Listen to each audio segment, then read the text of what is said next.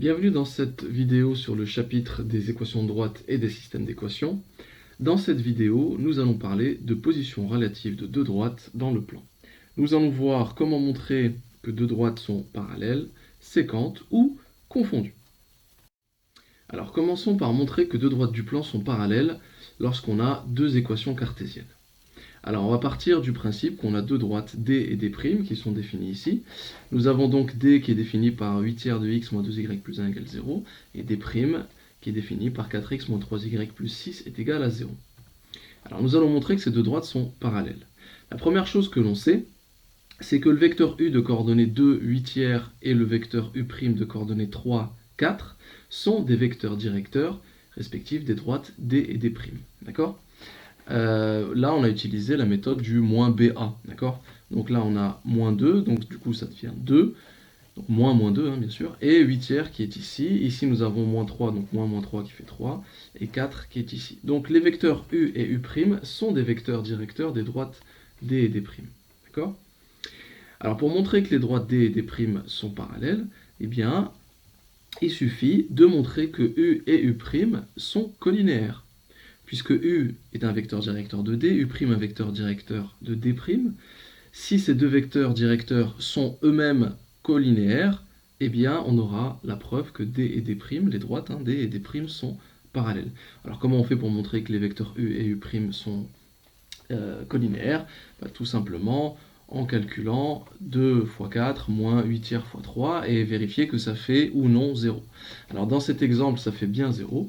La conclusion, c'est que U et U' sont collinéaires et que donc les droites D et D' sont parallèles. Alors on peut aller plus vite. On va toujours partir avec la même situation. On a nos deux droites D et D'. En fait, on peut prendre un raccourci, tout simplement, en remarquant, alors on peut marquer les valeurs de A, B, A' et B'. Hein. Donc ici nous avons A qui vaut 8 tiers, B qui vaut moins 2, A' qui vaut 4, B' qui vaut moins 3, et directement faire ce calcul-là. En fait, on prend juste un raccourci par rapport à ce qu'on vient de voir. D'accord ? Donc on peut directement calculer A fois B' moins A' fois B. Alors on reconnaît ici le calcul qu'on a effectué tout à l'heure pour savoir si les vecteurs directeurs étaient collinéaires. D'accord ?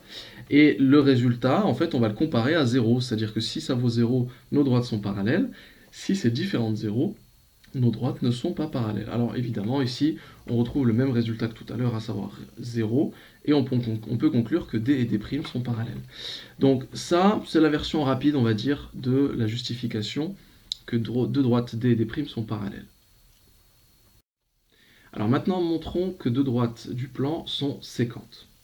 Alors c'est relativement comme la dernière fois, à la différence près que cette fois-ci, bien quand on va montrer on va tester la collinéarité des deux vecteurs directeurs U et U', hein, U étant un vecteur directeur de D et U' un vecteur directeur de D', donc encore une fois, hein, moins B, A pour le vecteur U, et moins B' ici, A' pour U', hein, d'accord, toujours la même technique. Donc ces deux vecteurs, U et U', sont des vecteurs directeurs des droites D et D', et donc on va essayer de tester leur collinéarité. Et ici, eh bien, en faisant le calcul, toujours pareil, à moins 3 fois 5, moins 2 fois 7, eh bien, on obtient moins 29. Et ça, c'est différent de 0.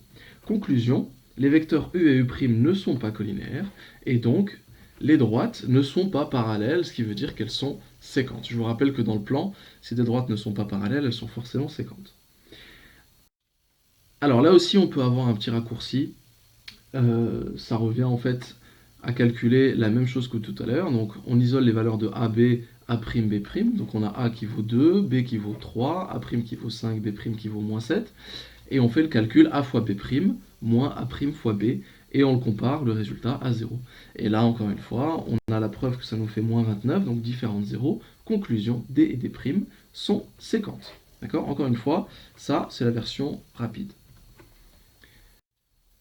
Alors, montrons que deux droites du plan sont confondues cette fois-ci.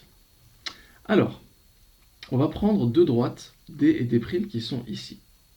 Alors, pour montrer que les droites sont confondues, en fait, il suffit de commencer, parce que deux droites confondues, je vous le rappelle, sont parallèles. Donc on peut commencer par montrer que les droites D et D' sont parallèles, avec les méthodes que l'on vient d'évoquer. Et deux droites parallèles sont soit strictement parallèles, c'est-à-dire ne sont pas confondues, ou alors sont confondues, puisque deux droites confondues sont parallèles, je vous rappelle. Donc, en fait, tout est une histoire de proportionnalité. Quand on analyse les deux équations de droite, on se rend compte qu'entre cette équation et cette équation-là, il existe un coefficient de proportionnalité. Alors, il y a une méthode pour révéler ce coefficient de proportionnalité, c'est de diviser les coefficients à la manière de ce qu'on ferait avec un théorème de Thalès, par exemple.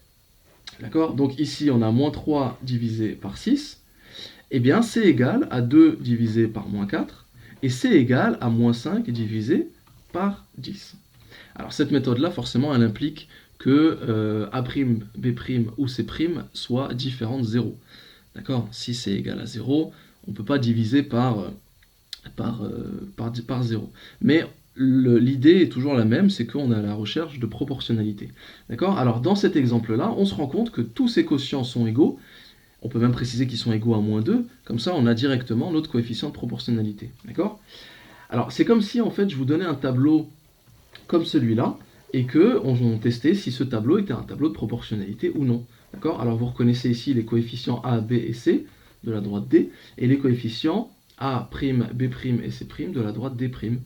Et en fait, ce qu'on fait en testant l'égalité de ces trois quotients, c'est vérifier si on a bien un tableau de proportionnalité. D'accord? Alors pourquoi est-ce que quand on a proportionnalité, on a des droites confondues? Parce que du coup, ici, on a l'équation de D', mais comme on a un coefficient de proportionnalité, ça veut dire qu'on peut factoriser cette expression ici par moins 2, en l'occurrence ici, qui est notre coefficient de proportionnalité. Et donc on a moins 2 facteur de moins 3x plus 2y moins 5 égale à 0. Et lorsqu'on divise ce membre de gauche par moins 2 et le membre de droite par moins 2, 0 divisé par moins 2, ça reste 0, hein, et l'expression de gauche devient moins 3x plus 2y moins 5. Et on reconnaît ici l'équation cartésienne de D. D'accord? Donc, en fait, ce qu'il faut retenir, c'est que quand il y a proportionnalité entre les équations cartésiennes de deux droites, en fait, il s'agit de la même droite. Donc, voilà une méthode pour montrer cette proportionnalité-là. Donc, je vous rappelle encore une fois, faites attention de ne pas diviser par 0, sinon ça ne marche plus.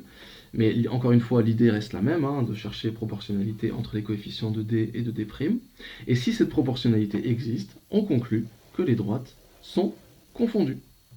Alors, pour montrer que les droites sont confondues, on montre d'abord que les droites sont parallèles, hein, parce que si les droites sont séquentes, inutile de perdre son temps à montrer que les droites sont confondues. Voilà pour les positions relatives de deux droites.